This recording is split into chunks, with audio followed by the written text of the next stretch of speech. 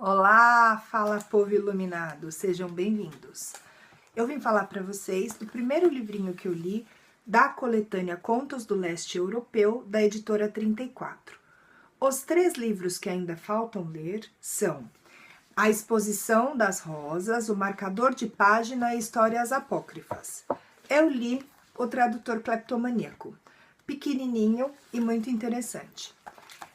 É quase autobullying para dizer o nome do escritor, do tradutor ou de onde ele nasceu, mas vamos lá.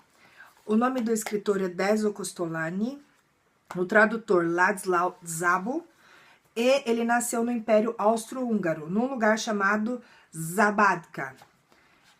Olha, não faço ideia de onde é e nem se a pronúncia está correta. Bom, vamos aos contos.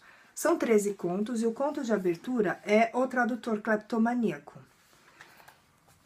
Como é a escrita, então, do Deso Costolani? Tem um personagem principal que permeia a maioria das histórias, que chama Cornel Este.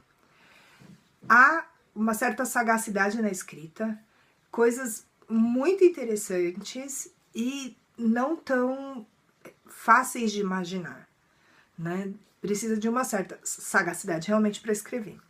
O tradutor cleptomaníaco vai falar de um cara que falido, considerado ladrão, que recebeu uma segunda oportunidade e que no final do conto dá para saber que ele estragou essa oportunidade também de uma forma engraçada. Eu vou ler um trechinho do conto para vocês. Tentamos salvá-lo de novo. Vocês que escrevem sabem que tudo é decidido pelas palavras, tanto o valor de um poeta como o destino de um homem. Tentamos provar que ele era um cleptomaníaco e não um ladrão. Aquele que conhecemos geralmente é cleptomaníaco. Aquele que não conhecemos geralmente é ladrão.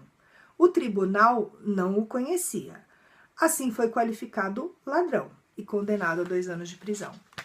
Muito interessante a crítica dele, de que ladrão é só aquele que a gente não conhece. As críticas indiretas são muito interessantes, por isso que eu falei da sagacidade do texto.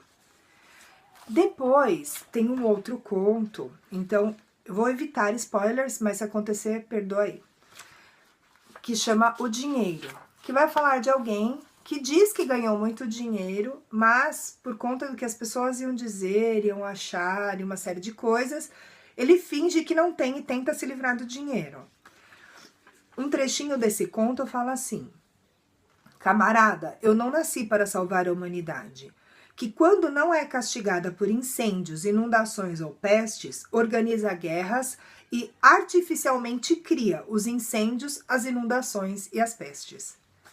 Muito interessante também, para mim pelo menos. Um outro conto do livro chama A Mentira. Ele vai falar que as mentiras, elas são perdoadas quando são extremamente absurdas. Vocês vão entender porque eu vou ler o trechinho inicial do conto para vocês. Como se deve mentir? Meditava Cornel Este. A psicologia experimental sugere que quando queremos ter pretextos, devemos nos referir a fatos que a todo momento aparecem na vida. Se, por exemplo, somos convidados para jantar e não temos vontade de ir, devemos buscar uma doença inocente, dor de cabeça, resfriado, etc. Como essas são doenças mais frequentes, é óbvio que dentro da lei das probabilidades acreditarão. Só que não é assim. Pode ser que séculos atrás tais desculpas ainda surtissem efeito. Desde lá se desgastaram, porque as dores de cabeça e os resfriados são frequentes, não só na prática, mas também no repertório de mentiras.